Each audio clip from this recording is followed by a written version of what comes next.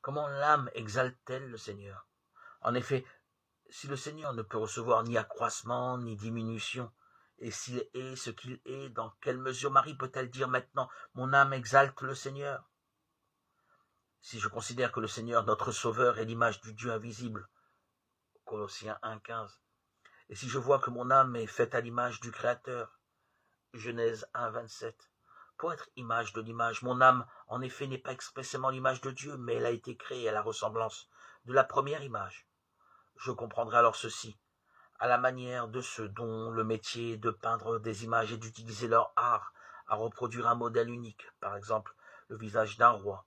Chacun de nous transforme son âme à l'image du Christ et trace de lui une image plus ou moins grande, tantôt délavée ou ternie, tantôt claire et lumineuse, répondant à l'original.